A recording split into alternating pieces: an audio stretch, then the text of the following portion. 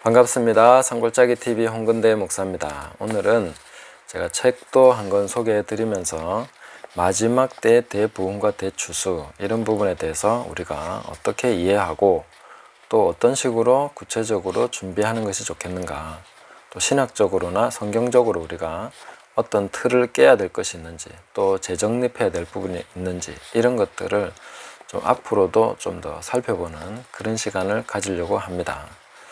이것은 굉장히 중요하다고 생각하고, 우리가 지금 코로나 전염병을 통해서 세상이 굉장히 많이 변하고 있고, 교회 환경, 신앙적인 환경도 많이 변해가고 있습니다. 이런 부분에 우리가 저항할 부분은 끝까지 저항을 하겠지만, 그러나 이런 저항을 하는 과정을 통해서 좀 더 본질적인 고민들을 할 필요가 있다고 생각합니다. 그래서 건물에 집착하고 있는, 건물 안에 모이는 것에만 목을 메고 있는 이런 신앙 행태에서 우리는 벗어나야 될 필요도 있다. 물론 모이지 못하게 하고 핍박하고 QR코드를 찍으라 하는 이런 부분에 대해서는 우리가 저항을 하겠지만, 그러나 이 시기에 우리가 같은 고민을 해봐야 되는 거죠. 다른 부분에서 새로운 고민을 해야 되는 거 아니겠습니까? 과연 정말 교회에 모이는 것만 신앙생활이냐? 그런 본질적인 질문들을 하면서 본질적으로 좀 더 우리 삶을 바꿔나가야 된다.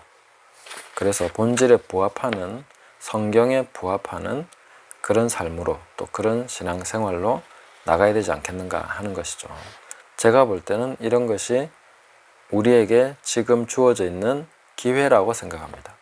그냥 바뀌기는 어려우니까 이런 억지로 바뀔 수밖에 없는 상황 속에서 기왕 바뀔 거면 본질적으로 성경적으로 옳은 것을 향해서 바뀌어가야 되는 것이죠. 저는 그렇게 가는 것이 현명한 것이다 라고 생각을 합니다. 보통 마지막 때 하면 재앙이나 환란이나 고난이나 휴거 이런 부분을 많이 생각을 합니다. 그런 영상들이 많이 올라오죠. 저는 그런 영상들을 볼 때마다 이분들에 대해서 궁금한 점이 있습니다.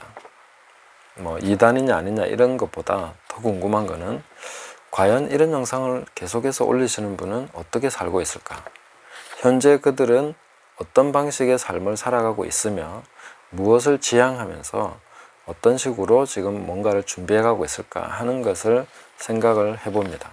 그래서 구체적이지 않은 붕 뜬 이야기는 저는 그렇게 좋아하지 않습니다. 그럼 현실적으로 뭘 준비하고 있느냐? 저는 사실 그런 분들처럼 종말을 강조하거나 늘 그렇게만 하려고 하는 건 아니지만, 그러나 굉장히 현실적으로 준비하려고 노력합니다. 전기와 수도가 없는 상황에서 어떻게 살 것인가? 돈이 없어도 살아갈 수 있는 삶의 방식이 어떤 것인가? 이런 것에 대해서 계속 고민합니다. 그리고 실제적으로 그런 것들을 만들어가고 있습니다. 그래서 냉장고가 아닌 음식을 저장할 수 있는 땅속에 저장고를 만들고, 이런 부분들을 또 연구하고 실제로 또 만들려고 하고 있습니다. 계속 6년 동안 땅을 파서 준비하고 그렇게 하다가 지금 다른 형태로 지금 지어가고 있는데, 나중에 제가 보여드릴 것입니다. 그리고 자급자족하는 삶의 그 모델을 만들어 가려고, 생태적인 마을을 만들어서 그 마을 속에서 자급자족하고 하는 것을 하려고 합니다. 생각해 보셨습니까? 만약에 전기가 끊어지면 어떻게 살 수 있을 것인가? 겨울에 모든 것이 전기에 의존하고 있는데, 딱 전기가 끊어지는 순간 난방 안 됩니다. 취사 안 됩니다. 그리고 밤에 어두운 것이야 그냥 자면 그만이지만, 이거 안 되면은 이제 먹고 살 길이 막연한 것이죠. 그리고 수돗물이 끊긴다고 생각해 보십시오. 도시에서 어떻게 살겠습니까? 농촌 환경은 그런 것보다는 훨씬 더 좋습니다.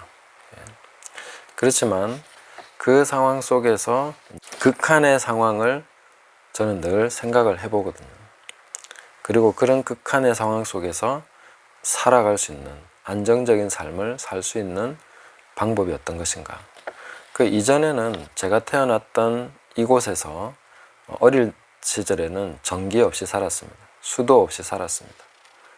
돈 없이 살았습니다. 그게 가능했던 시절이 있었죠. 돈이 전혀 없었던 건 아니지만 사실 지금처럼 돈에 의존해서 살지는 않았죠. 돈이라는 건 있으면 이제 시장 가서 물건 좀 사고 그 정도였고, 아이들 교육시키기 위해서 필요한 거였지 생활하기 위해서 필요한 돈은 거의 없었습니다. 그런데 지금은 돈 없으면 생활 자체가 안 되고 며칠 못 가서 굶어 죽고 마는 이런 상황에 처해 있다 하는 것이죠. 참 딱한 상황이 돼 있다는 것입니다. 그 언제 이런 극한의 상황이 우리에게 닥칠지 모릅니다. 사실 뭐 당장 온다고 해도 그렇게 이상할 게 없습니다. 코로나 때문에 일어난 일들을 보면 굉장히 극한 상황이 갑자기 올 수 있다 하는 것을 우리가 알 수 있죠. 전쟁의 상황이나 전염병의 상황이나 이런 것이 모든 것이 차단되는 그런 시간이 갑자기 올 수도 있는 것이죠. 그런 것에 대해서는 대비하지 않고 있으면서 종말에 대해서 계속해서 언급하고 얘기할 수 있습니까? 저는 종말에 대한 예언 때문에 이런 것을 생각하는 것이 아닙니다. 저는 사실 본질적인 삶에 대해서 고민하면서 이런 부분들을 생각하고 있습니다. 생태적인 삶에 대해서, 자급자족하는 삶에 대해서, 이게 본질적인 삶의 어떤 중요한 부분이라고 생각하기 때문에 그렇게 하는 것이고, 또 하나는 그것을 넘어서 안정적인 삶의 터전이 있을 때에 강력하게 복음을 전할 수 있기 때문입니다. 하나님의 말씀을 전하는데 꺼리낌이 없기 때문입니다. 그래서 땅끝까지 나가서 복음 전할 수 있는 기지로서 그런 자급자족하는 마을, 이런 것들을 늘 생각하고 있습니다. 그리고 저 혼자만 잘 먹고 잘 사는 것이 아니라 사실은 그 유통망을 만들어서 나중에 혹 굶어 죽을 수밖에 없는 우리 형제들이 있다면 직접 배달해 줄 수 있는 그런 것도 생각을 하고 있습니다. 그럼 현재로서는 그런 것이 뭐 이제 유기농, 더 좋은 농산물 이런 것으로 이제 계속 뭔가 유통망을 만들어 가겠죠. 일종의 장사하는 것처럼 보이지만, 그러나 저는 더 생각하는 것은 그런 것입니다. 이것이 바로 생명의 줄이 되어서 극한 상황에 있을 때에 우리 형제들과 우리 자녀들, 사랑하는 분들을 먹여 살릴 수 있는 궁극의 그런 생명줄이 될 수 있는 것까지 생각을 해봅니다. 그런 상황이 안 오면 좋겠지만, 지금은 종말에 대한 예언들 때문이 아니라 사실 그냥 세상을 바라보고 있으면 언제 그런 상황이 와도 이상하지 않은 그런 세상입니다. 그런 식으로 시스템이 만들어져 있습니다. 한번 깨지면요, 도저히 그냥 일반 거기에 붙어서 살고 있는 사람들은 살 수 없는 그런 상황이 돼버린다는 거죠.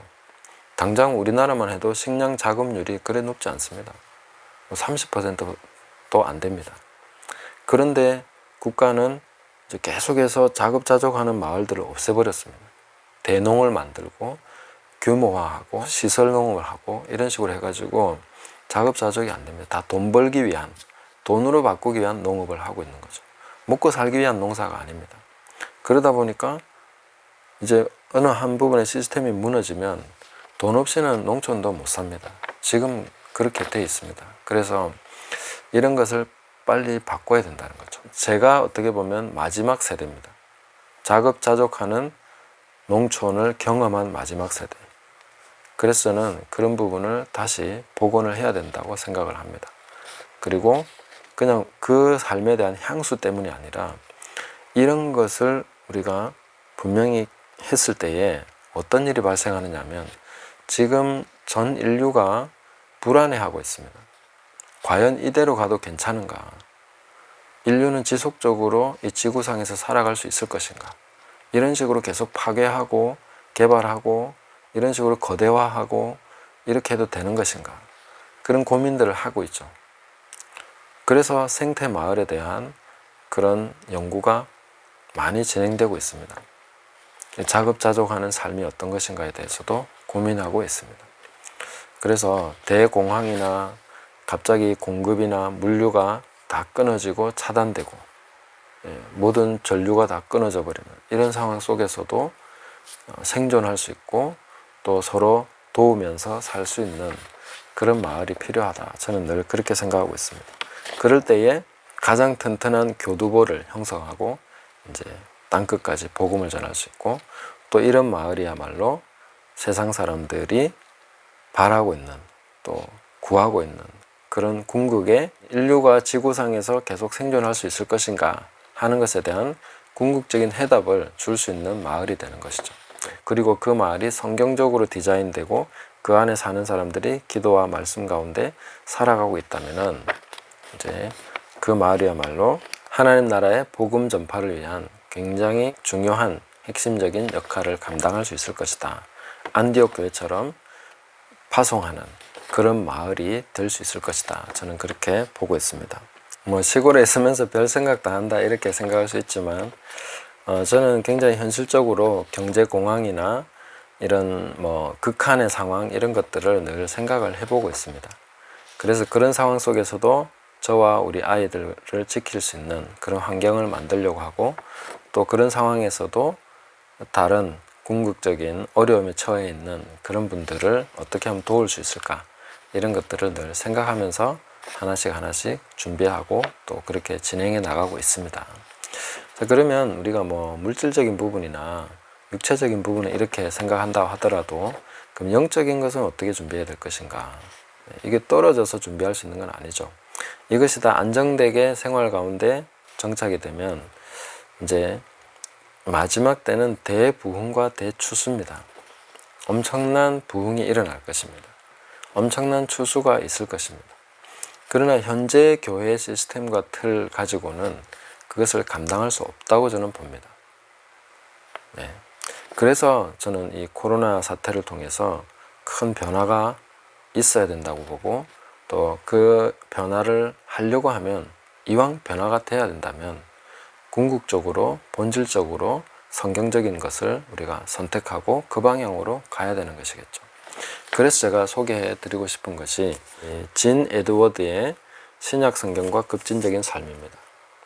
대장간에서 책이 나왔는데 이 시리즈는요 이제 이 가정교회 진 에드워드 하면은 아마 그 신의 열애 이렇게 번역이 됐는데 디바인 로맨스 이런 식으로 번역이 된 책이 있는데 제가 이 책을 소개하는 이유는 신약 성경과 급진적인 삶이라는 것이 여기에서 소개하고 있는 것은 사도 바울이 복음을 전하면서 교회를 개척했는데 그 교회를 개척하고 얼마 안 있어서 떠납니다. 그리고 교회는 그 남아있는 형제들에 의해서 형제 자매들과 함께 몇 가정이 그 교회를 계속해서 지속하면서 없어지는 게 아니라 훨씬 더 강력하게 부흥하고 성장해 나가는 것이죠. 초대교회가 시작됐을 때 사도 베드로가 한 번 설교에 3,000명이 회개했죠. 그 당시에 3,000명이 회개했으면 돌아온 사람들과 그런 사람들을 어떻게 관리를 했을까요? 자, 이곳에 모이세요. 큰 천막을 만듭시다. 그렇게 하지 않았습니다. 각자 다 흩어졌습니다. 각 가정으로 다 돌아가서 교회를 형성하고 그렇게 했던 것이죠. 3,000명 이후에 5,000명이 또 회개합니다. 그리고 허다한 제사장의 무리도 복종해서 어마어마한 사람들이 교회 안으로 유입이 되죠. 그 상황을 초대교회는 어떻게 감당했겠냐는 것입니다. 지금 우리와 같은 이런 시스템을 가지고 있지 않았다는 거죠. 거기는 그냥 한 사람 한 사람 집이 다 교회입니다. 그랬기 때문에 아무리 많은 사람들이 회개하고 돌아와도 수용할 시설이 부족하다거나 이런 일은 일어나지 않았다는 거죠. 오늘날 우리가 바꿔야 되는 부분이 가장 절실한 부분이 이런 부분입니다. 그래서 신약 성경의 교회로 돌아가야 된다. 그 얘기를 이제 이 책이 하고 있는데 정말 급진적으로 얘기해주고 있습니다. 그냥 급진적인 정도가 아니고 그래서 제가 목사를 그만둬야 되겠다라고 생각하는 것도 이 책의 영향도 꽤 큽니다.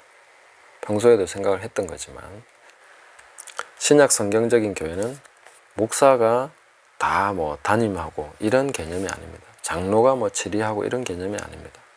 그냥 형제 자매들이 함께 서로 교제하고 떡을 떼며 함께 성령 안에서 예수 그리스도를 주로 모시고 살아가면서 만들어가는 것이 교회입니다.